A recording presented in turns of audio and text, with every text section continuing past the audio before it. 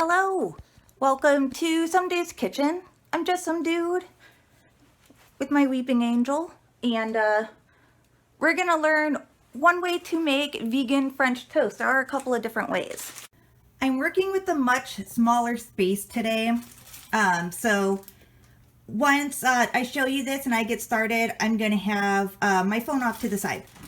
So what you need for this, of course, is bread, milk, butter, sugar, and I've got coconut sugar here, and cinnamon. And then for our binder, we're going to do the flax egg seed method, where you do 1 tablespoon of flax seed with 2 tablespoons of water. Chia seed also works. I really like both of these, so I'm gonna split them for the one that you need. I'm also going to be making some fried bananas out of these old bananas to put on top.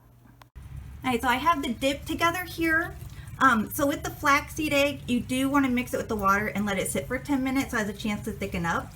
But this isn't going to firm up the toast once it's cooked like egg would, so be prepared for that.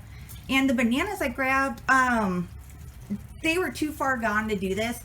So I just did the same thing with some applesauce, which is a little bit of butter, applesauce, cinnamon, and sugar. And I have that sitting on low so I could just throw it right on top once we're done dipping and cooking over here. And then with your French toast pan, warm it up, make sure it's warm, throw on some butter, and then let's go ahead and get started.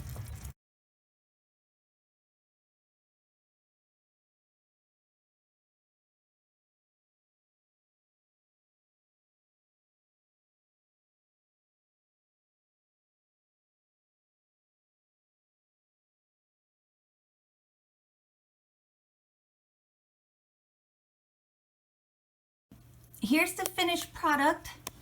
Smells so good. My phone storage went too low to keep the time lapse going. My phone is stupid. Eventually this won't be a problem where I can actually take whole videos. But yes,